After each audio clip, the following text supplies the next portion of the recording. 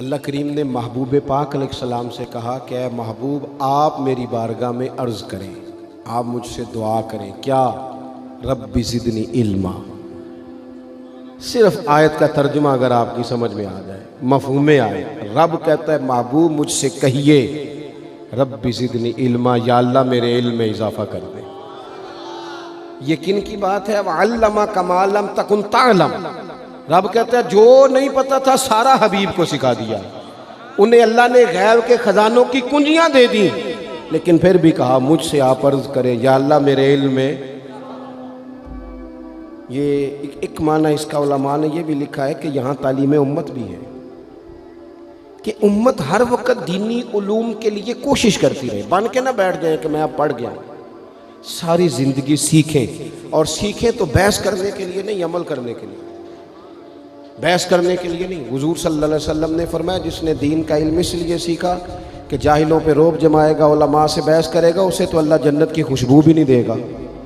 دین کا علم سیکھنا ہے تربیت کے لیے۔ ہم وہ دین سیکھیں گے پھر اس پر عمل کریں گے۔ ہمارے ہاں نا دینی علم سیکھنے کا ذوق نہیں، شوق نہیں۔ میں الحمدللہ ہم تو اہل تصوف کے غلام ہیں، اور طریقت کے بغیر کیسے ہم سمجھتے ہیں کہ آگے بڑھیں گے؟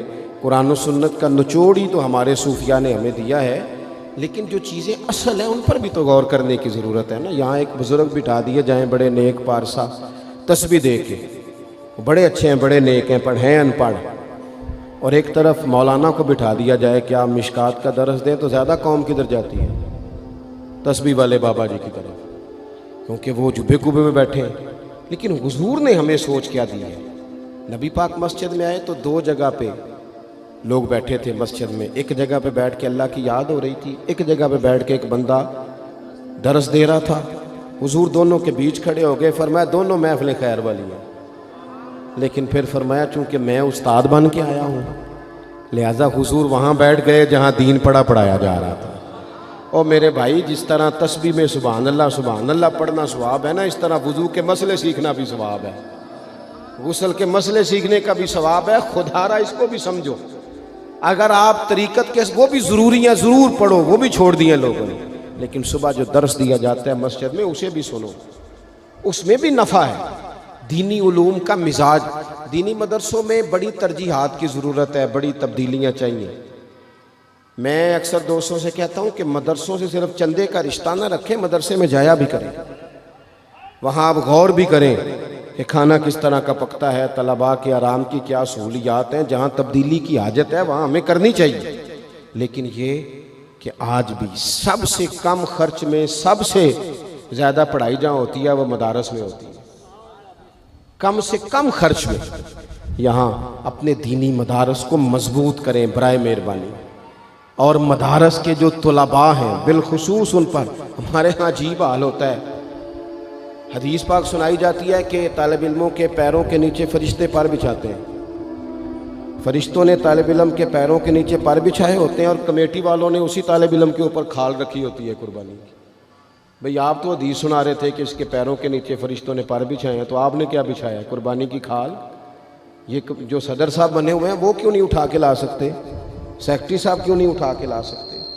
میں تو سالوں سے کہہ رہا ہوں، اپنے مدرسے کے طالب علموں کو ہمیشہ کہتا ہوں کہ کوئی ضرورت نہیں آپ گھر جائیں، کوئی حاجت نہیں کہ آپ سے کوئی بھی کام کرا جائے، قطعاً نہیں، یہ مزاج نہیں، آپ اپنے گھر جا کے عید گزاریں۔ ہاں کچھ عرصے سے مجھے پتہ چلا کہ بعض گھروں میں بڑی غربت ہے، تو وہ اس طرح کے قربانی کے گوشت کے بھی ذائقے غریبوں کو نصیب نہیں ہوتے، چونکہ وہ بھی اسی جانن والوں نوں دینا ہوتا ہے نا۔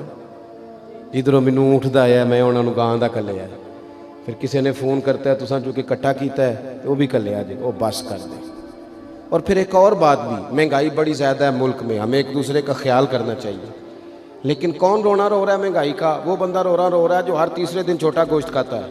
نے اسے دیا ہے تو اس نے نہیں کہا مہنگا میں نے نہیں کھانا، سال کے بعد اسے اللہ نے کہا ایک میرے راہ میں بھی قربان کر، تو کہتا مہنگا ہی بڑا ہے۔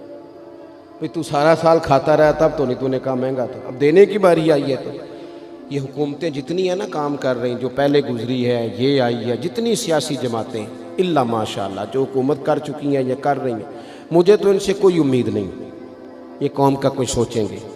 یہ تو نمبر پلیٹیں بدلتی ہیں، انجن بھی وہی پرانے اور اندر بھی سارا کچھ وہی، ان سے تو کوئی توقع نہیں۔ البتہ ہمیں چاہیے کہ ہم ایک دوسرے کا ہاتھ تھامیں۔ عید پہ 3 دن عید ہے تو ایک جوڑا خرید لیں، ایک جوڑے میں 2 پرانے استعمال کر لیں، لیکن تھوڑا سا کم کریں خرچہ، اور تھوڑا دیکھیں ہماری گلی میں کون غریب بستا ہے۔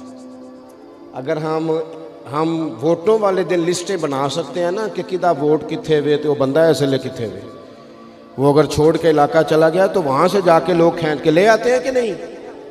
تھوڑا علاقہ چنگا، میرے خیال اتنے انج نہیں ہوندا، تسی بول دے نہیں نا، ہاں پہنچ جاتے ہیں نا ادھر سے کہ آپ آئیں جناب، وہ کرتے ہو نا، ساری لسٹیں بن جاتی ہیں، پتہ چل جاتا ہے۔ یہ کیوں نہیں پتہ لگتا کہ کیڑے گھر آج روٹی نہیں پکی؟ یہ کیوں پتہ نہیں چلتا کہ فلانا مقروض ہے، اسے کوئی جینے نہیں دے رہا؟ مقروض کو تو زکوٰۃ بھی لگتی۔ اگر ووٹوں کی لسٹیں بن جاتی ہیں تو یہ لسٹ نہیں بن سکتی قربانی کس کس نے نہیں کی۔ خدا را ایک دوسرے کا بازو تھامے۔